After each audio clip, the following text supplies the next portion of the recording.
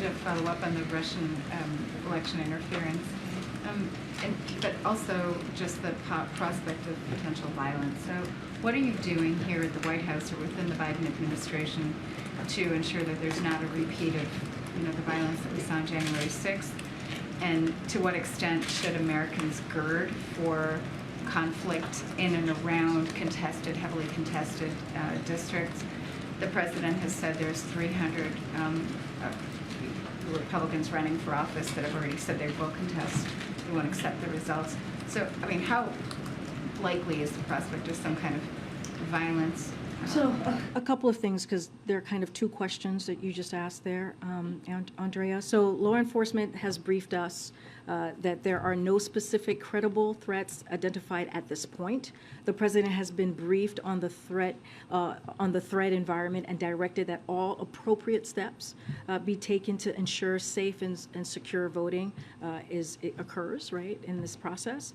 But I want to be clear: Americans should feel safe going to the polls. It is important for Americans to do so. The administration has taken the issue of threats to the safety of voters and election officials seriously from day one. The federal government has been working alongside state and local election officials and law enforcement to take the necessary steps to keep people safe. So that will continue. As far as election deniers, I think that was the question that you were asking me.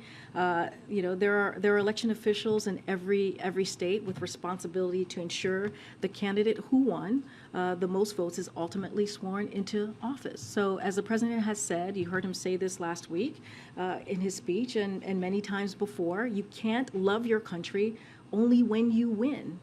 And so it remains important to the president and, to state strongly and unequivocally that violence has no place in our democracy. He will continue to condemn violence, as you've heard him say, as you've heard me say from this very podium. He believes other leaders of both parties have a responsibility to communicate just that. And all Americans must unite to stand up for American democracy and our values and our ideals.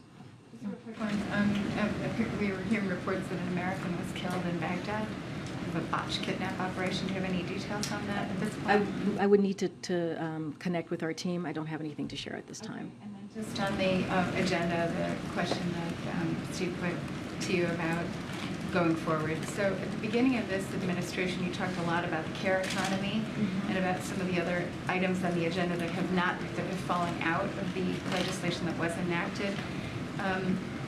If Republicans do win both houses of Congress, are there actions that you can take to pursue that agenda even through executive action? I'm thinking about universal pre-K, those kind of items. So I, again, don't want to get into hypotheticals here, but what I will say, the president has always said his care agenda is a priority to him that he will continue to work on throughout his administration. I don't have a vehicle in which he will choose to do that, but clearly those are, because he introduced it, because he talked about it very early on in his administration, clearly those are items, and also during the campaign, those are policies that he believes are important to the American people, to give them, again, a little bit more of a breathing room that he will continue to fight for.